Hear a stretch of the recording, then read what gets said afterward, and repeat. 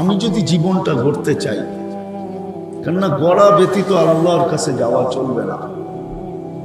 যাবে বটে, মৌত থেকে কেউ বাঁচতে পারবে না, মৌত তো আসবে বটে, কিন্তু আল্লাহর কাছে কোনো পরিচয় পরিচিতি পাওয়া যাবে না। মানুষ সহজে জীবনটা গড়ুক, কিভাবে গড়বে? এই নিশ্চয় মানুষটা চতুর্দিকে যে সংক্ষিপ্ত দৃষ্টিশক্তির সংকীর্ণতা, শ্রবণ শক্তির সংকীর্ণতা, এই মানুষটা জীবন গড়বে তো গড়বে কি করে?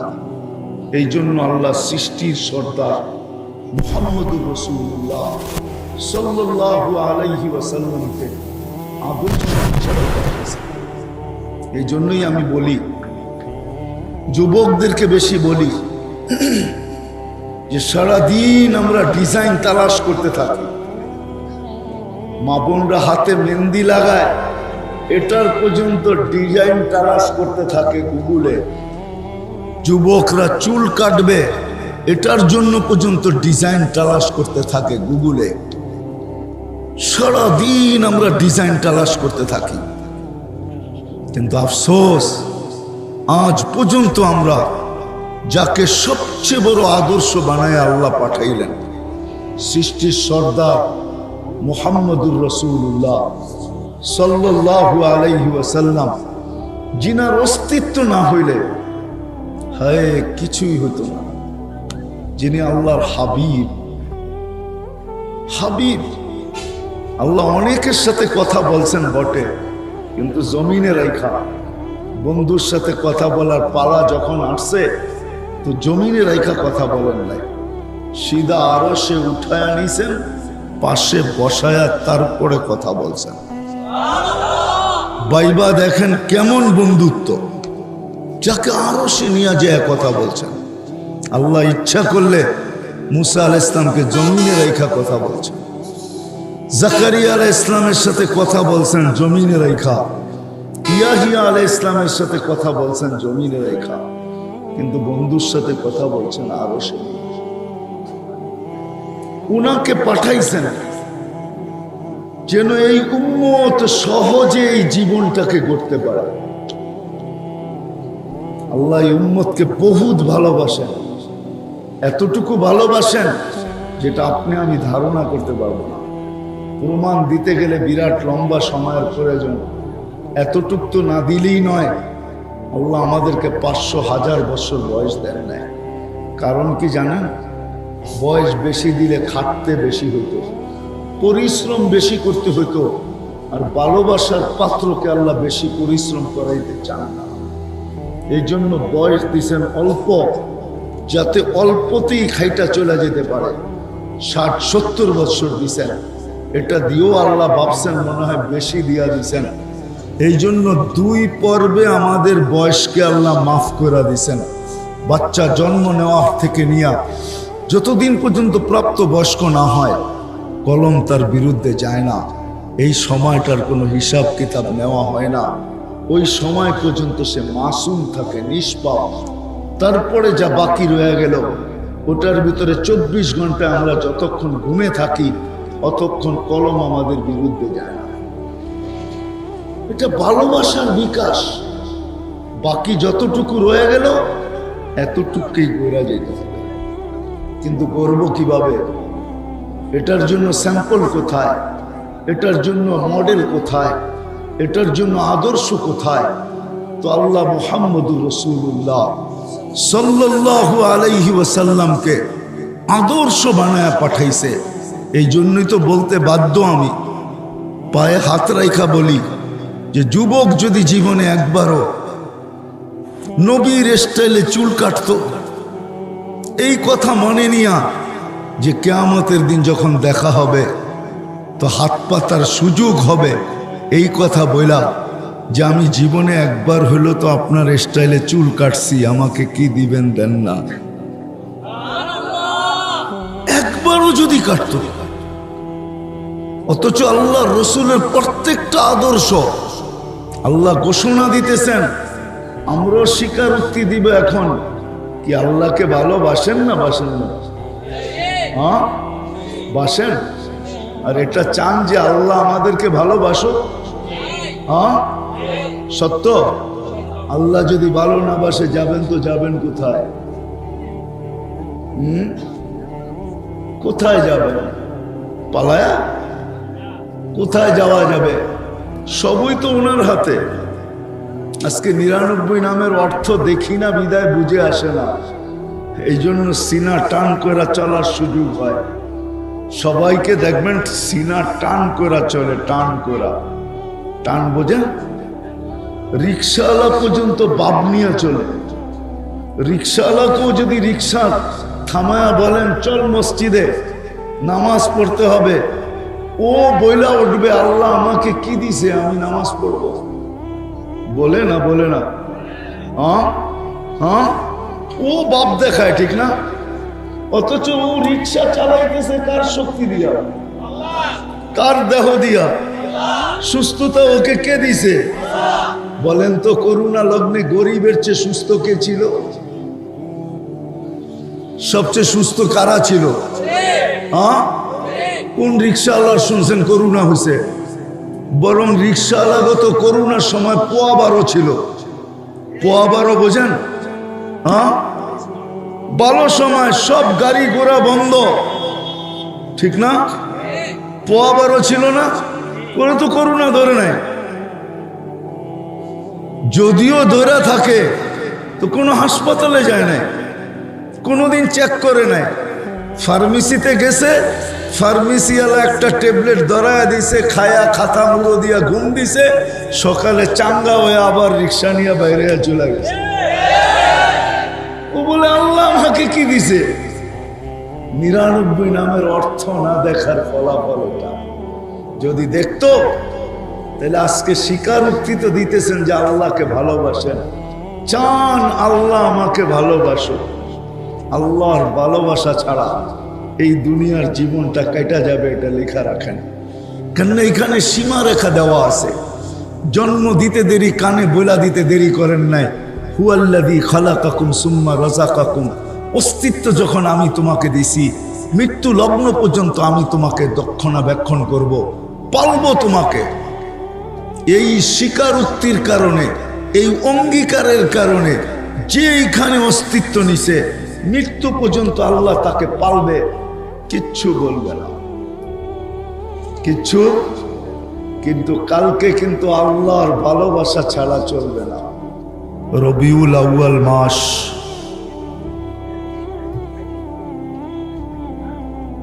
এই মাসেই সৃষ্টির সর্দার, সৃষ্টির বাদশাহ, দোজাহানের বাদশাহ, রহমাতাল লিল আলামিন মুহাম্মদুর রাসূলুল্লাহ সাল্লাল্লাহু আলাইহি ওয়াসাল্লাম দুনিয়াতে পা রাখছেন। আবার এই মাসেই দুনিয়ার থেকে বিদায় নিয়ে চলে গেছেন। রাতও পড়ায় 11:15 বাজতে চলছে।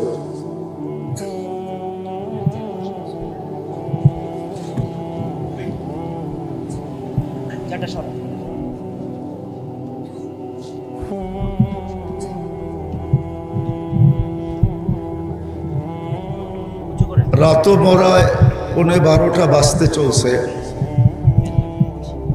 দীর্ঘ রাত পর্যন্ত কথা হোক,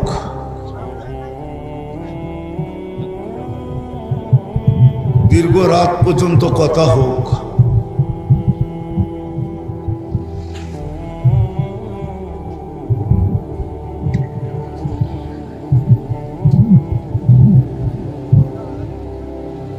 আর সর্বশেষ দীর্ঘ রাত পর্যন্ত কথা হোক। আর ফজরের নামাজ জীবন থেকে ছুটা যাক, এটা কখনো আমি পছন্দ করি না। এই জন্য কথা খুব কম হবে। আশা করি মনোযোগ দিয়ে যদি শুনি তাহলে অল্প কথাও যথেষ্ট হতে পারে। আর কথা সারা রাত্র হলো কিন্তু দিলে গাঁথল না, তাইলে এই কথায় কোনো উপকার জীবনে বয়া নিয়ে আসবে না। তো যেটা বুঝাইতে চাইতেছি যে রাসূলুল্লাহ সাল্লাল্লাহু আলাইহি ওয়াসাল্লাম এই মাসেই দুনিয়াতে পা রাখছেন। সৃষ্টির সর্দার, যাকে তৈরি না করলে মনে হয় কিছুই হতো না, যার রহমতের ছোঁয়ায় আপনি আর আমি অস্তিত্ব, সমগ্র সৃষ্টির অস্তিত্ব যার রহমতের ছোঁয়া,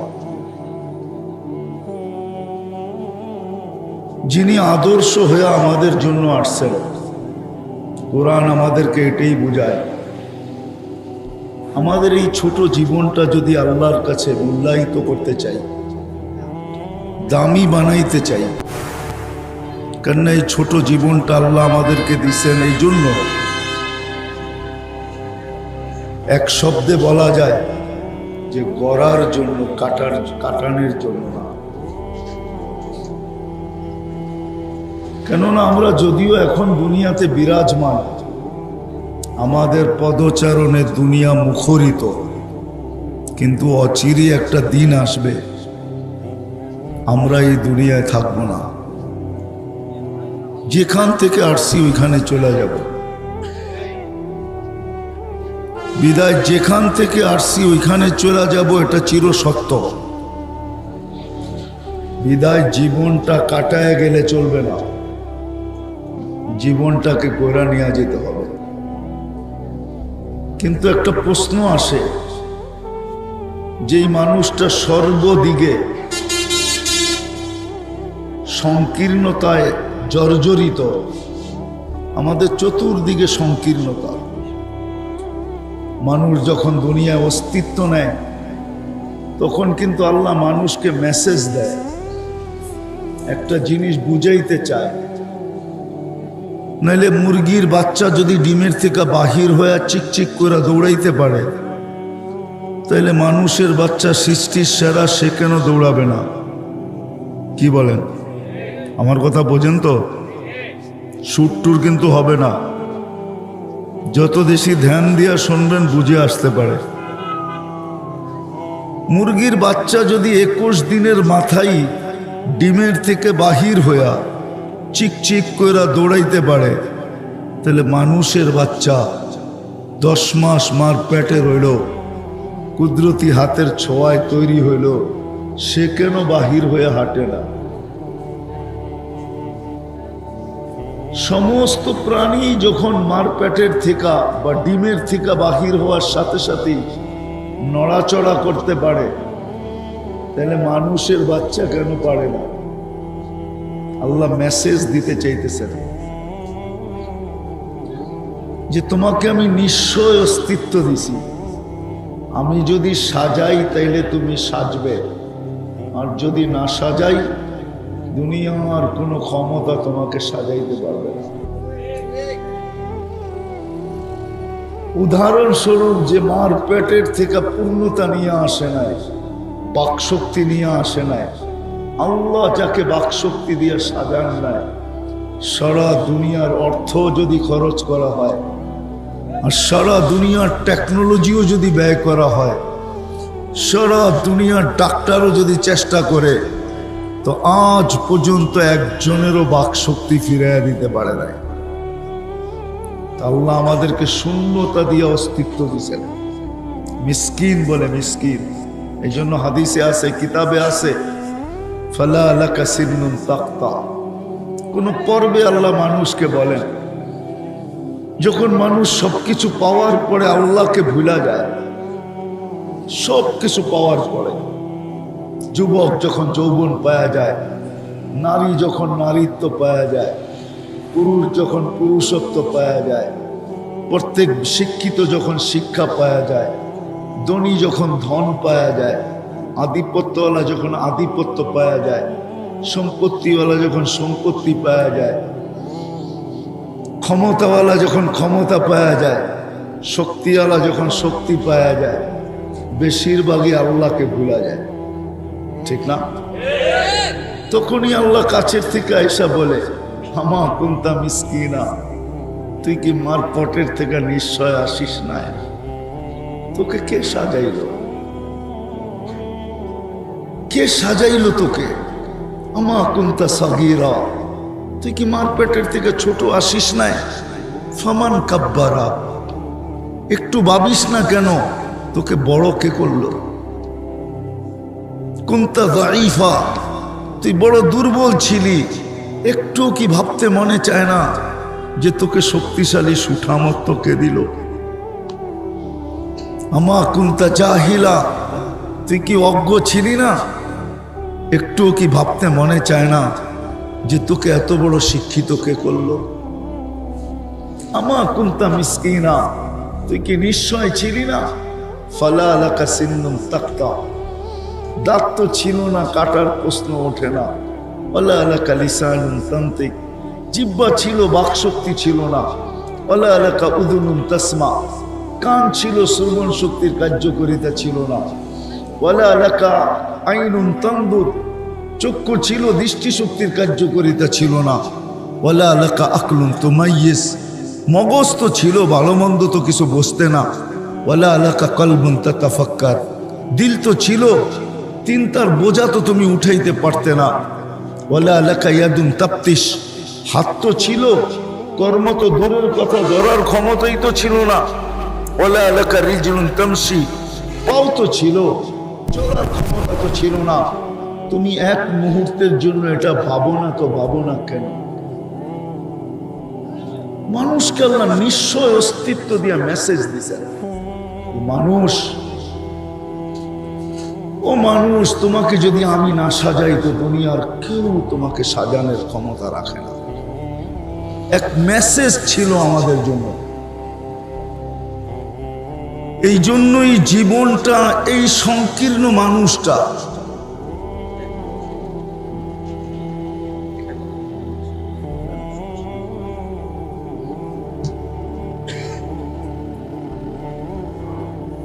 আলহামদুলিল্লাহ আমাদের শুরুতে একটি মুসলিম হয়েছে। আজকের মাহফিলের সহ-সভাপতি জনাব মোহাম্মদ আবু ইসলাম চৌধুরী সাগর প্রায় 5,000 টাকা মাহফিলে দান করেছেন। সকলে বলেন আমিন। আবু ইসলাম চৌধুরী সাগর সাহেব আজকের মাহফিলে 5,000 টাকা দান করেছেন। সকলে বলেন আমিন। আমি কথার শেষ জায়গায় চলে আসছি, লম্বা আমি করব না। অল্প কিছুক্ষণের ভিতরেই কথা শেষ হয়ে যাবে। তো যেটা বুঝাইতেছিলাম, শুধু শুধু তো আল্লাহ রসুল বলেন না, আমাদেরকেই বলছেন। আমি বিশ্বাস করি এইখানে কোনো বহুত বড় শিল্পপতি আইসা বৈশা ওয়াজ শুনতেছে না, সাধারণ মানুষই আমরা শুনতেছি, ঠিক না? কি বেশিরভাগ সংখ্যাই তো এখানে সাধারণদের, ঠিক না? হ্যাঁ, কি মধ্যবিত্ত নাইলে সাধারণ, ঠিক না? এরাই তো শুনতেছি। হ্যাঁ, বড় লোকের শোনার সুযোগটা কোথায়? ব্যস্ততা এত যে ওয়াজ শোনার সুযোগ হয় না। মজলিসে বসা, ফেরেশতাদের বেষ্টনীর ভিতরে বসা, ওয়াজ শোনার সুযোগ এদের হয় না। আমরাই তো শুনতেছি, ঠিক না? হ্যাঁ, তো যেটা বুঝাইতেছিলাম মেরে দোস্ত, দুনিয়ার জীবন তো কেটে যাবে, কেননা অঙ্গীকারবদ্ধ আল্লাহ তোমাকে অস্তিত্ব দিছি, তোমাকে মৃত্যু পর্যন্ত পালব, কিন্তু কালকেরটা কাটবে না। আর সত্য এটাই, আল্লাহর রসুল বড় ইঙ্গিত, বড় ব্যথা নিয়ে বলছেন, দুনিয়ায় পাইলাম না, আখিরাতে যদি না পাই তাহলে আমাদের মতো হতভাগা কেউ হবে না। খালি দামি গাড়িগুলা তো দেখি, দূরের থেকে তাকায় তাকায় দেখি, ঠিক না? একটু হাত লাগাইতে গেলেও 10টা দমক খাইতে হয়, ঠিক না? আমার গাড়িতে হাত লাগাস কেন, ঠিক না? চড়া তো দূরের কথা, এইখানেও শখ মিটলো না, আর যদি ওইখানেও না মিটে তো আল্লাহর রসুলের কথাই তো সত্য। মিসকিনুন ফাকুর, আমার বিশ্বাস এইখানে বেশিরভাগ মানুষ, 90 কেন, আমার মনে হয় 99% মানুষ এখানে যারা আমার সামনে বসা আছে, একজনেরও মনে হয় ব্যাংকে অ্যাকাউন্ট নাই। হ্যাঁ, আছে, থাকলেও খুব কম, ঠিক না?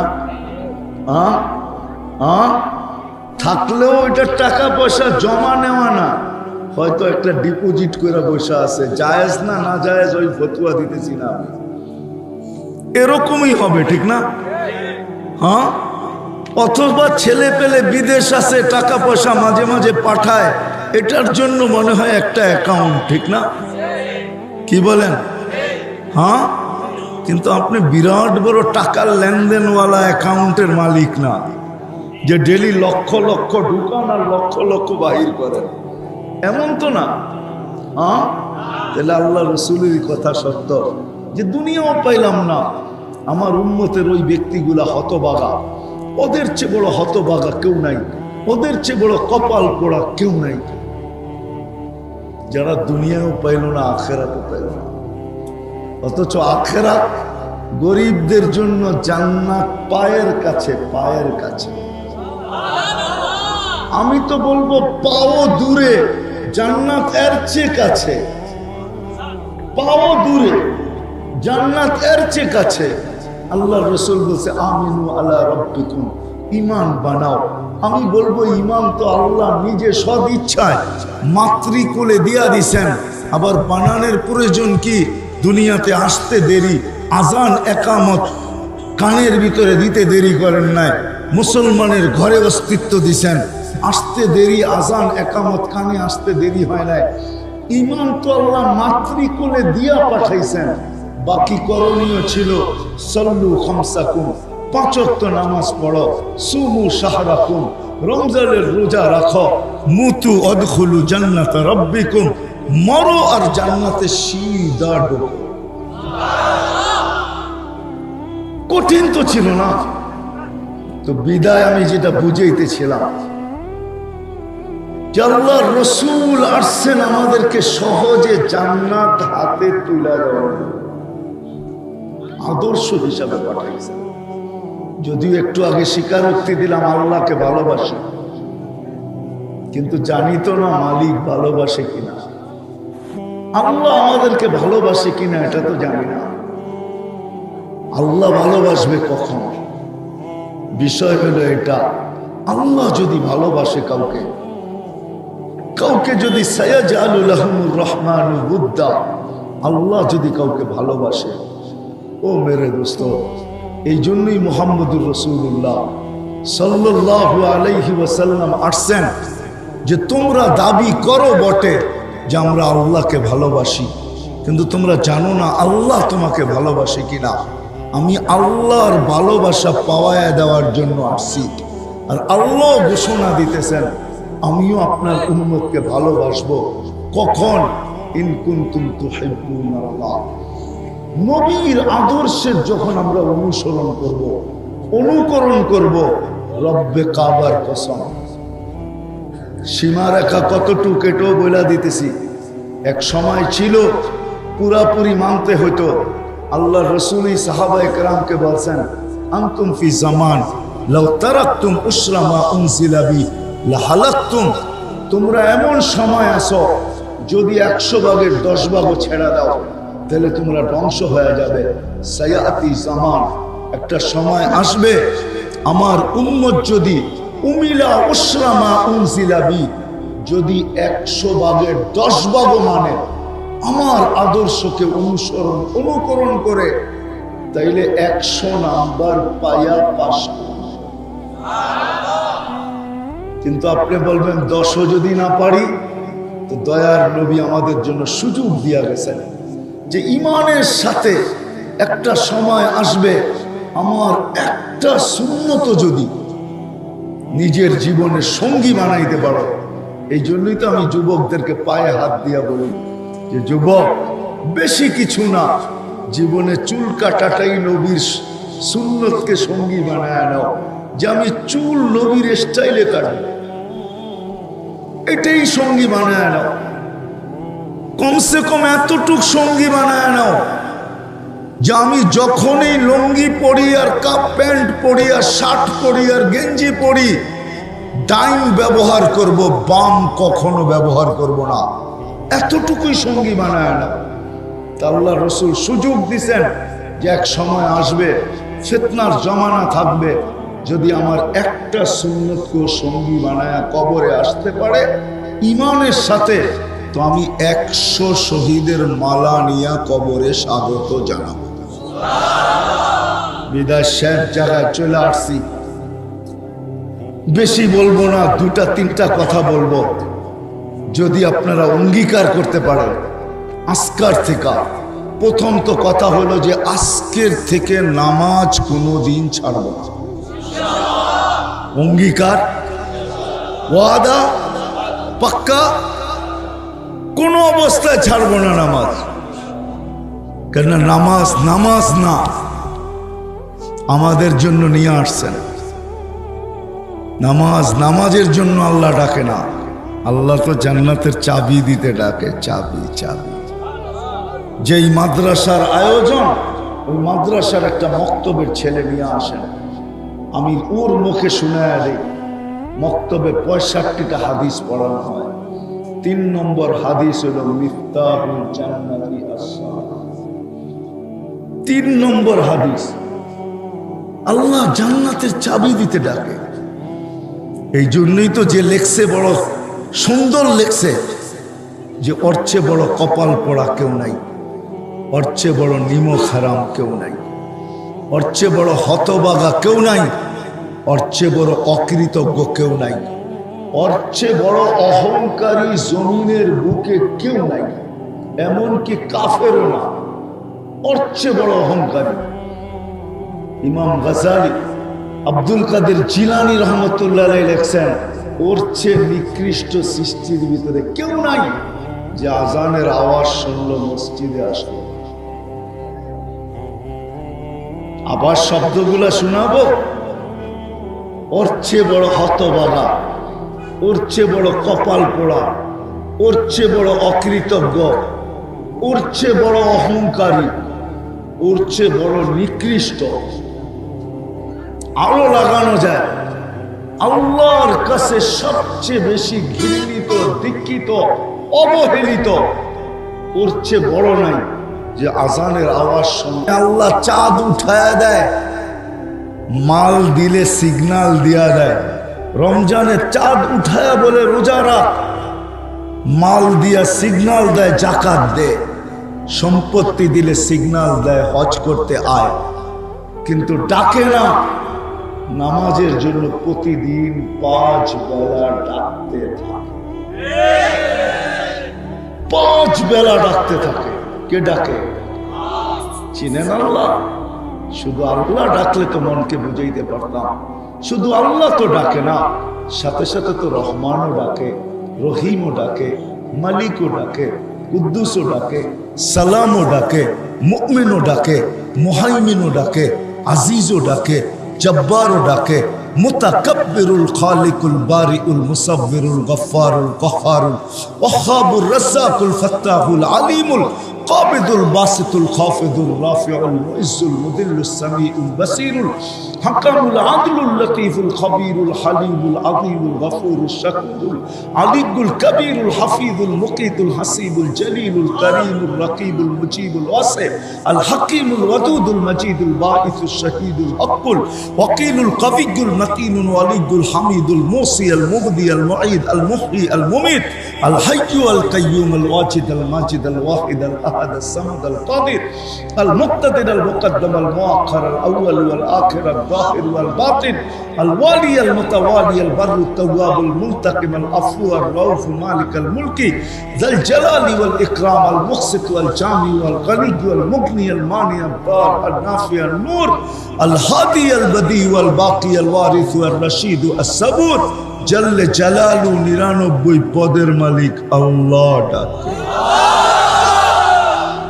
99 পদের মালিক ডাকে, নামাজের জন্য ডাকে না। আমরা কি আর নামাজি কি?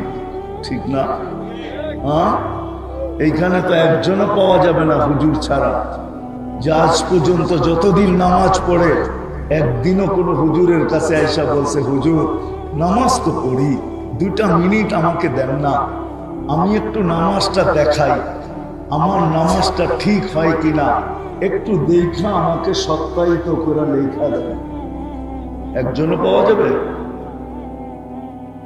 রুকু সেজদা তো দূরের কথা, আল্লাহ তো এই উম্মতের জন্য সহজ করছেন, সহজ।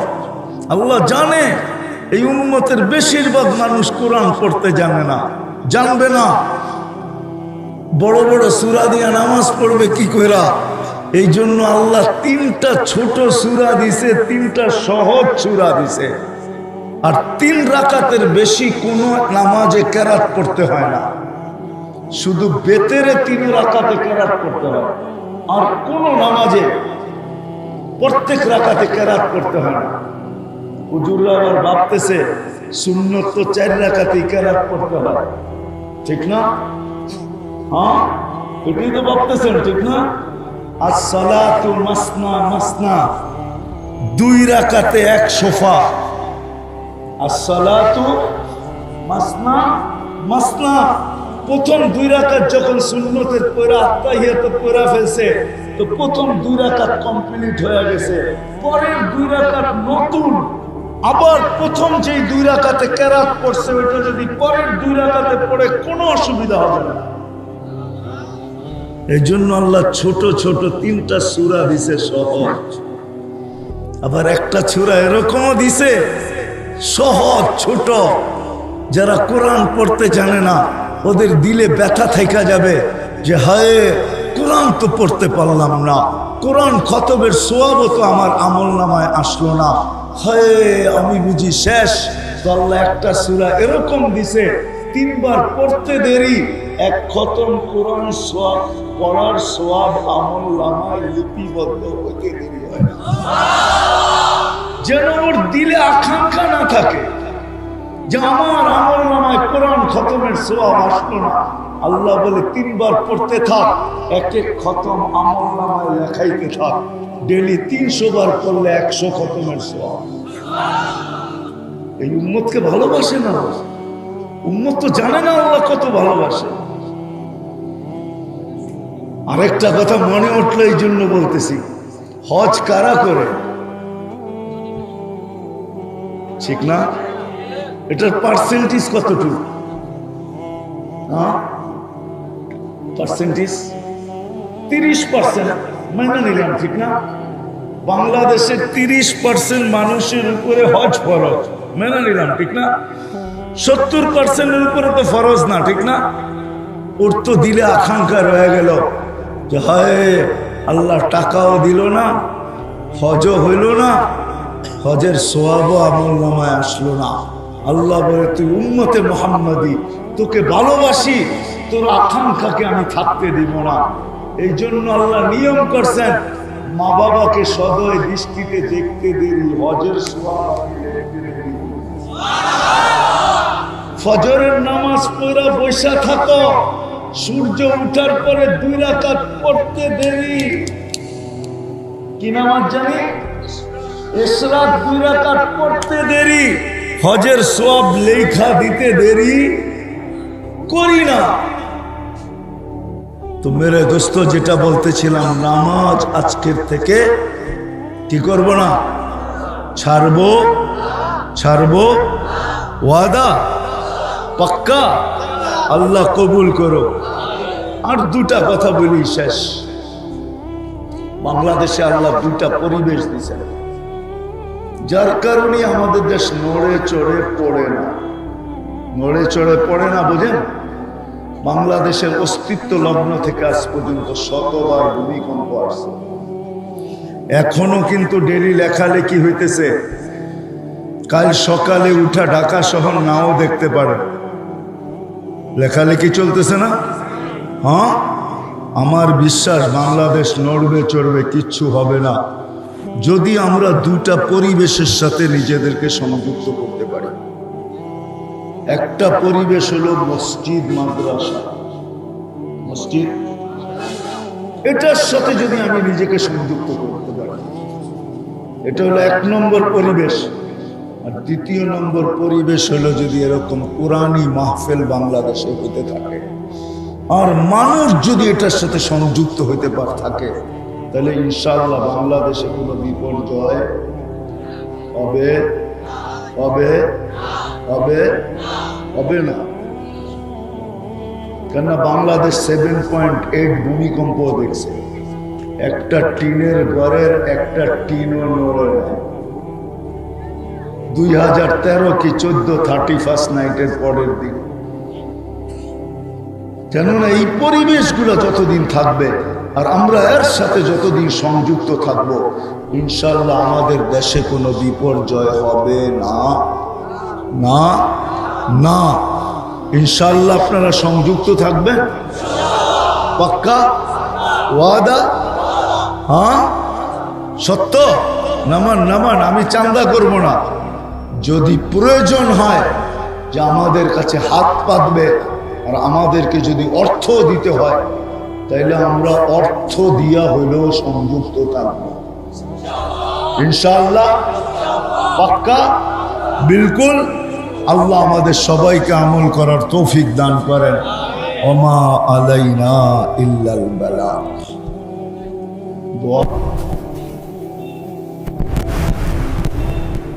اللهم لك الحمد كما ينبغي لوجهك وعظيم سلطانك صل وسلم وبارك على حبيبك محمد। আয় আল্লাহ, বলার পর্ব শেষ, শোনার পর্ব শেষ, চাওয়ার পর্ব। আয় আল্লাহ, জানি না এরা রাগ হয়ে যাবে কিনা। আপনার আর আপনার হাবিবের পাগলগুলা দেখেন না। আয় আল্লাহ, মনে হয় না দুনিয়ার কোনো মানুষকে এরকম একটা পরিবেশে আইনা এত দীর্ঘ সময় বসায় রাখা যাবে। এটা শুধু বাংলাদেশের মানুষই, যারা কোনো পরিবেশের দিকে দেখে না। একদিকে তাকান তো বালু আর বালু, রোড আর রোড, আরেকদিকে তাকাইলে দেখা যায় জঙ্গল আর জঙ্গল, নিচের দিকে দেখলে দেখা যায় ঠান্ডা আর ঠান্ডা। আয় আল্লাহ, খোলা আকাশের ভিতরে না জানি কখন থেকে এরা বসে আছে। আজকে যদি এই মানুষগুলোকে খালি হাতে ফেরত দিয়া দেয়,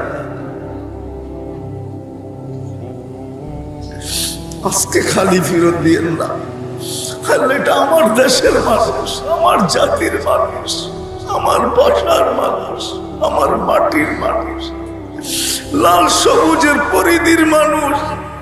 এরাই তোমার মহাব্বতে, তোমার হাবিবের মহাব্বতে জাগার নিচে কাদা কিনা এটাও দেখে না, ডাইনে বামে জঙ্গল কিনা এটাও দেখে না, যেখানে বসার পরিবেশ নাই এটাও দেখে না।